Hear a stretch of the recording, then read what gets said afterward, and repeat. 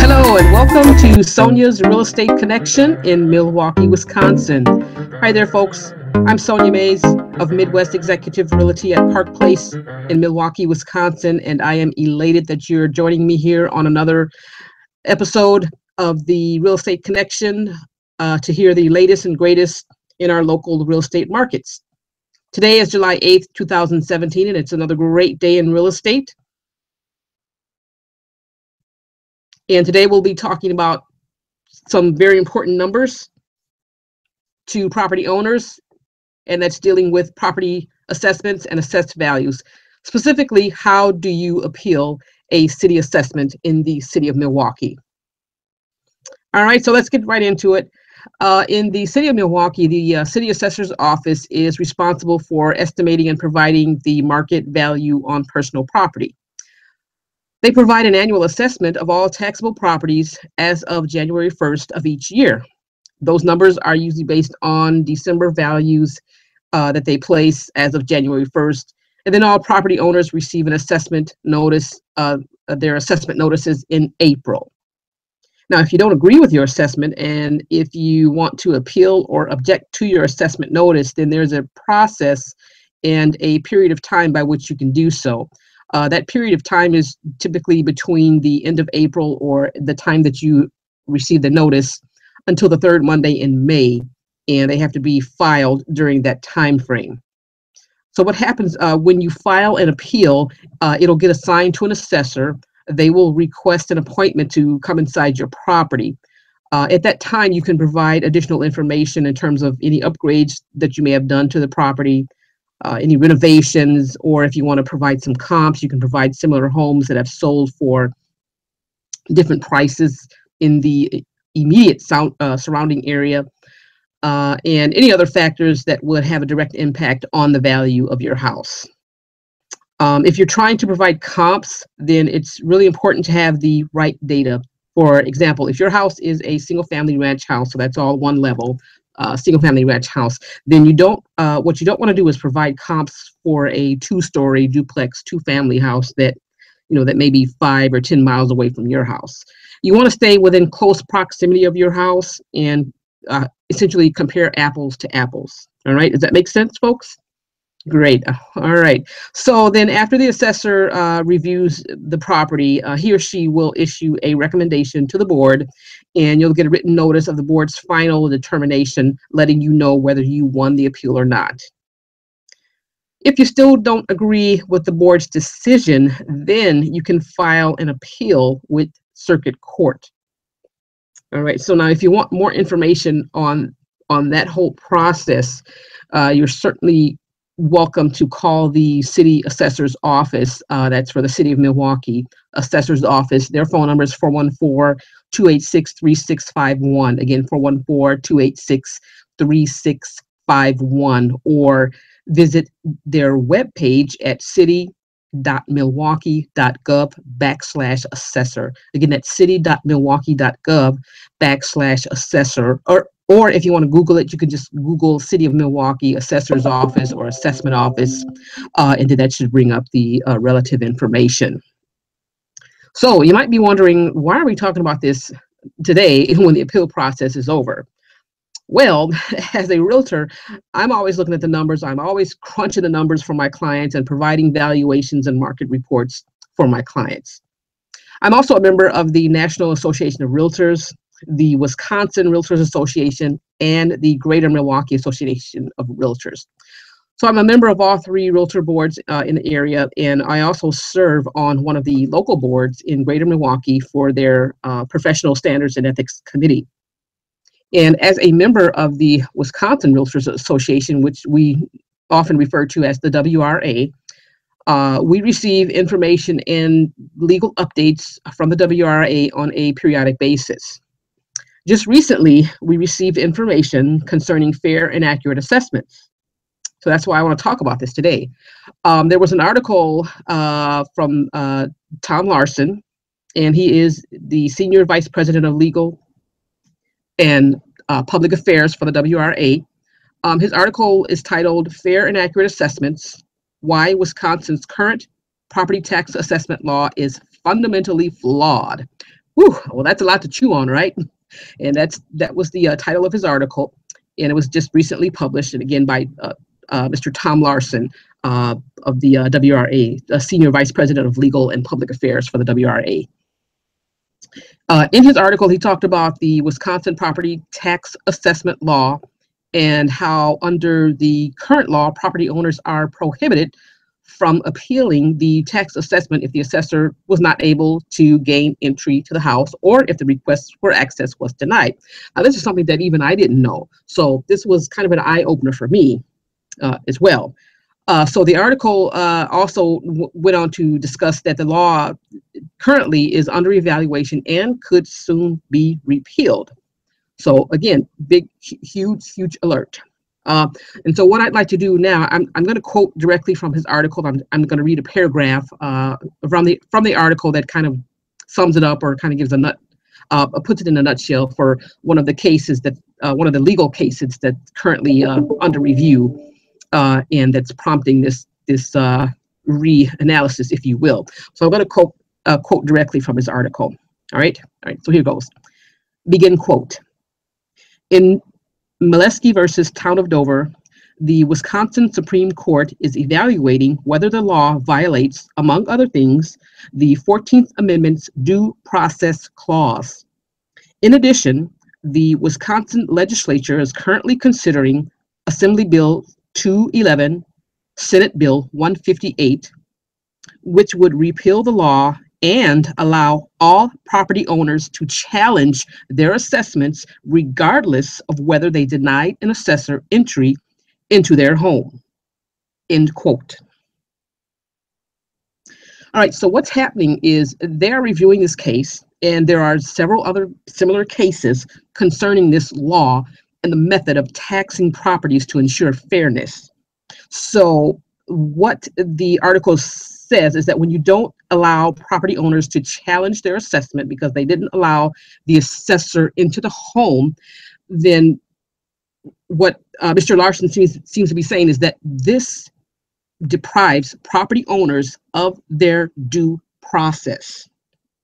All right. Now, the other side of the argument, if you want to play the devil's advocate, you could say that the other side of the argument would be, well, how can the assessor accurately review the appeal if they can't get inside the home to see it?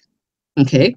And then, flip side to that, the property owner could then say, well, Mr. or Mrs. Assessor, you didn't come inside my home initially to give me the initial assessment. So why do you need to come in now to address the appeal and rewrite the assessment?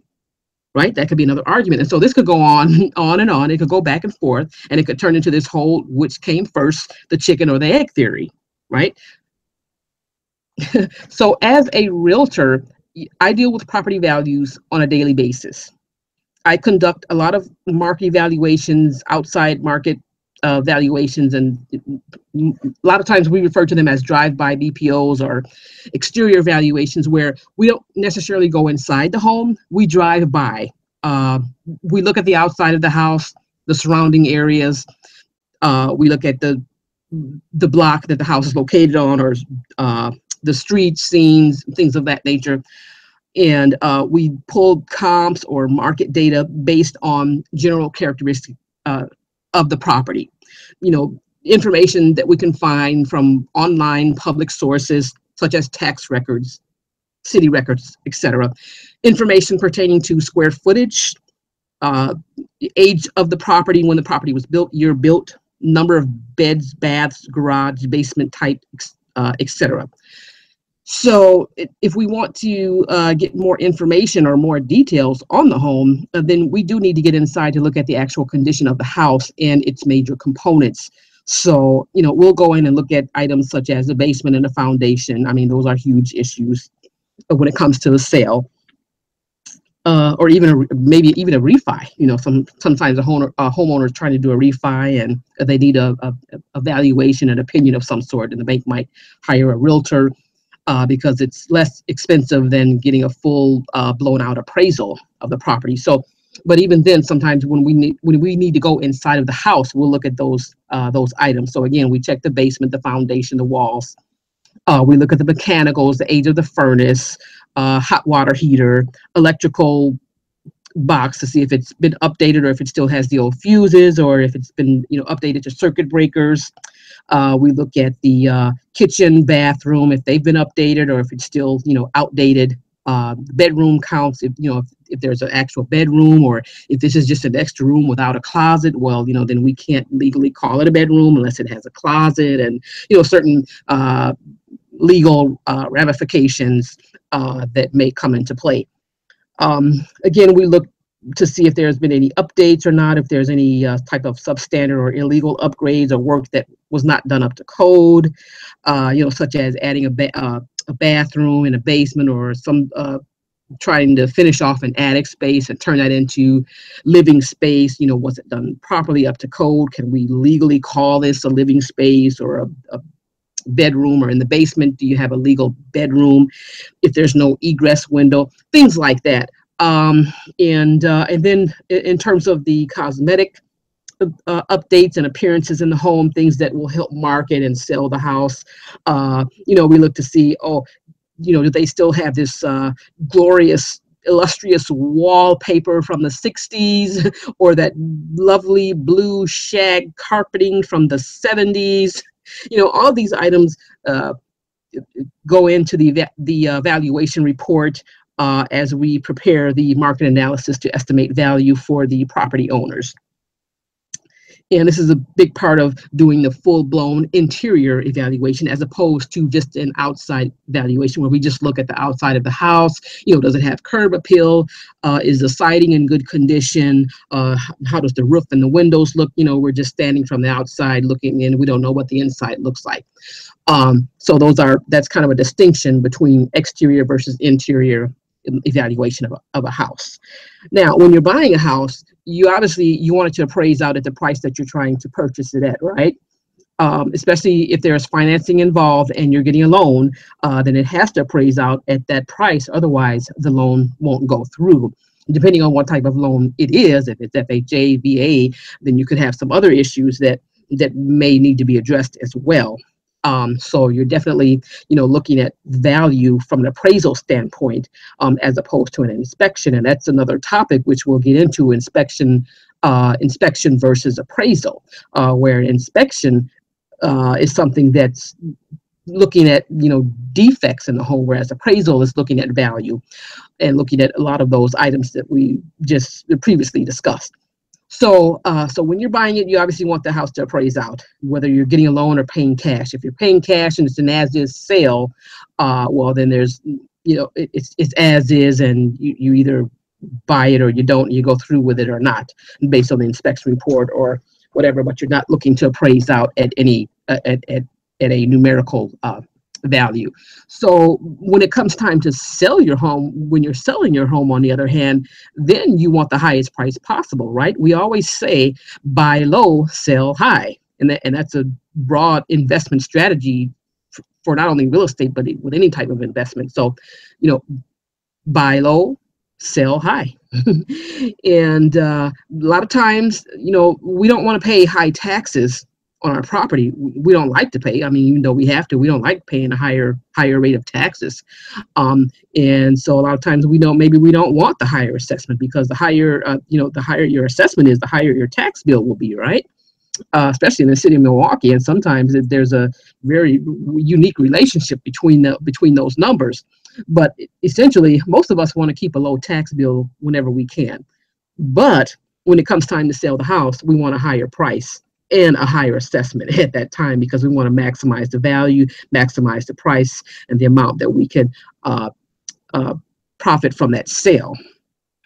But if you're not trying to sell, then you don't want to pay that much. Even if you did a ton of renovations, and let's say you put, $50K, $60K or more into the house, and it's worth more than what it's assessed at. It might even be double the amount, but you don't want to pay double the taxes, right? I mean, who does? No one. So it's a catch-22, right? Well, my answer to that is know your numbers, know your value, know the market. Know the market that you're operating in. Know what the numbers are in the area. Have a good idea of what homes similar homes are going for, and know the numbers.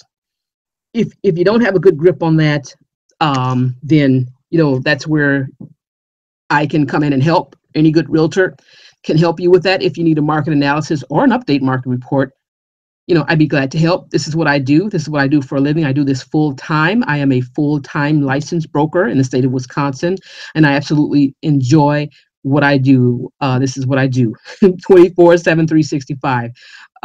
If I wasn't doing real estate, I'd probably be on a stage somewhere with a mic in my hand or a guitar or a keyboard, something dealing with the music, which is okay. That's a past life of mine, former life. So sorry, I've digressed a bit, but but I absolutely love what I do. So if I wasn't doing this, yeah, I'd be doing the music thing. But I'm doing the real estate thing, and I absolutely love it. And I'd love to help you out in any way that I can with the market analysis. So as we wrap things up here, it's summertime. Again, it's July 8th, 2017, and we have a lot of outside projects going on. A lot of people are working on the rental projects, getting it done, doing a lot of outside work. I drive by the neighborhoods and go down the blocks, and I see guys hanging out on the roofs of the houses. They're doing those roofing projects and tearing the old roof off, putting new ones on, and because this is the time to do it. A lot of siding projects, window projects going on. They're trying to get it done before the winter rolls around, before they're getting ready for the next cycle. So whether you think your property assessment is too high, too low, or just about right, it's not the end all and be all to your house. Real estate is all about location, location, location. And it definitely is a numbers game. So once again, know your numbers, know your value, know the market. Bring your A game to the table and give me a call if I can assist with anything. I'd be happy to provide a free, no obligation market evaluation for you. All you got to do is call or email, and I'm here to help. I've got a toll-free number for you to call anytime. That number is 844-777-7725. Again, 844-777-7725. Or you can give me a call at the office. That number is 414-395-8771. Again, 414-395-8771. Folks, I hope that this information was valuable and helpful for you.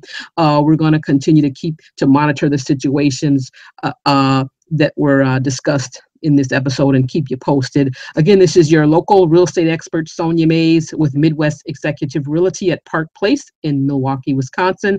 Be sure to check out my website at midwestexecutiverealty.com.